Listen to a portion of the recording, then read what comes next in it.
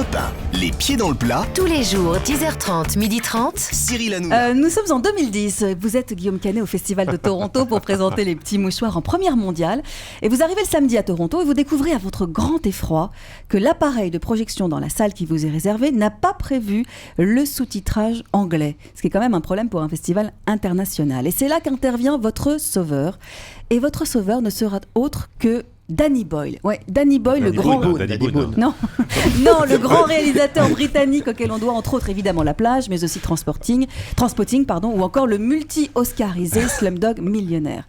Danny Boyle donc est mis au courant de votre mésaventure et il propose de déplacer la projection de son propre film 127 heures avec James Franco dans une salle plus petite afin de vous donner la sienne. Vous avez donc accepté et marché avec vos spectateurs dans les rues de Toronto jusqu'au cinéma initialement prévu pour Danny Boyle, tandis que ceux venus voir 127 heures ont été priés d'attendre gentiment pendant 1h30 l'installation d'un projecteur dans une autre salle plus petite pour voir le film de Danny Boyle. C'est quand même, quand même génial, je trouve. Guillaume, c'est une vraie histoire. C'est vrai, elle a bien enquêté. Ouais, c'est une vraie histoire. C'est une vraie histoire. Alors après, c'est vrai que il a fallu que j'aille expliquer à la salle qu'on n'allait pas pouvoir voir le film, ce qui a été terrible pour moi. Voilà, c'est dur ça. Et c'est vrai qu'on a marché dans la rue avec tous les spectateurs. J'aurais dit écoutez, voilà, si vous voulez me faire plaisir, venez avec moi. Avec moi, on va voir mon film dans un autre cinéma. Et on a traversé, je sais pas combien de blocs. C'est une scène de film de voir justement le réalisateur 500 avec personnes qui arrivaient. Et puis moi, la discussion avec Danny Boyle et dire s'il te plaît. Voilà, bouger de salle, sinon on va pas pouvoir projeter le film. Et donc voilà, c'était. C'est pas mal ça, Pierre Bellemare, cette petite histoire de Valérie. Très belle histoire. Très sympathique surtout. Oui, c'est ce qui fait sa force, Valérie. Elle est sympathique, toujours sympathique. Jean-Luc Lemoyne. Eh bien, la vie d'un homme, vous le savez, est marquée par des étapes qui méritent d'être gravées dans le marbre, comme la première fois que l'on se rase, la première fois que l'on embrasse une fille. D'ailleurs, petite parenthèse, j'ai fait mes recherches et votre premier baiser, c'était à l'âge de 8 ans dans un ascenseur, avec votre premier amour de vacances. Et l'ascenseur était le seul endroit où on ne vous voyait pas, là où vous faisiez des allers-retours en appuyant sur le bouton stop. Bon.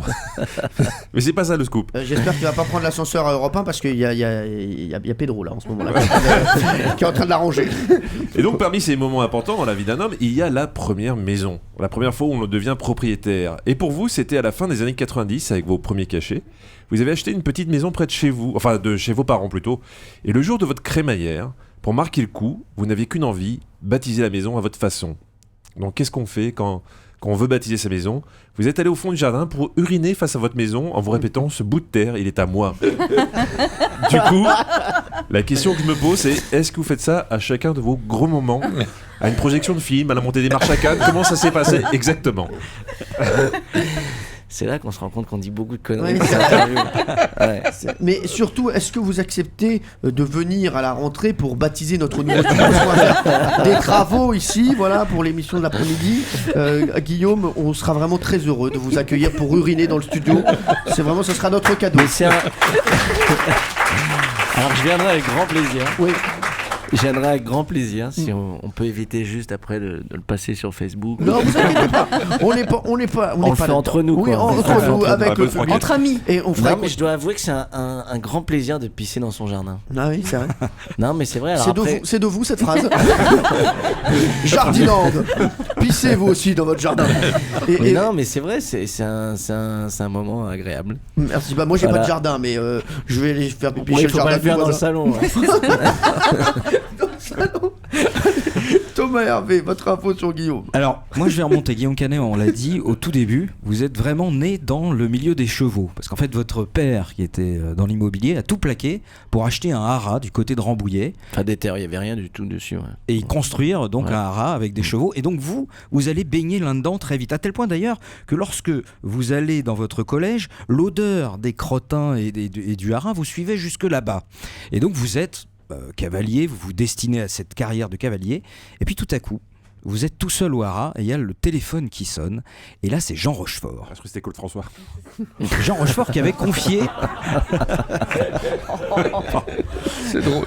Qui avait confié des juments à votre père. Maman est près de toi. Faut lui dire maman. Oh les deux crétins. Ah, c'est le monsieur de la dernière fois. Je sais pas si elle peut vous parler. Alors, et donc, ça va Claude François, c'est Jean Rochefort.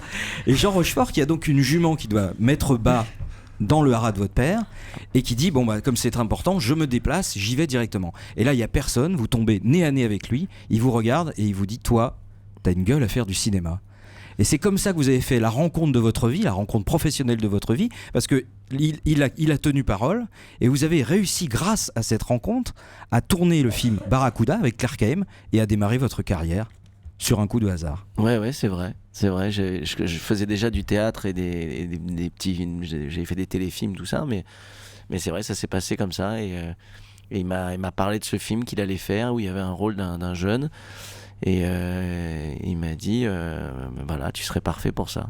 Mais bonne histoire de Thomas Hervé. Hein, ça y est, on l'avait un petit peu perturbé, mais sinon c'était pas mal. Pierre Bellemare, qui avait la meilleure histoire? Ah ben je trouve quand même c'est celle-là, parce qu'elle est quand même très importante. Elle décide un peu de la carrière. Hein, Benaïm, elle était bien aussi. Mais elle était très bien aussi, mais tout était très bien. Les trois étaient très bien. Mais la plus décisive. D'accord. La plus décisive, c'est celle-là. Ok, excusez-nous. Hein, parce que vous aimez pas Eurydice dans les jardins. Voilà, c'est ça. Je pense que c'est surtout ça. Thomas Hervé a gagné la bataille des scoops. Bravo. Merci Pierre.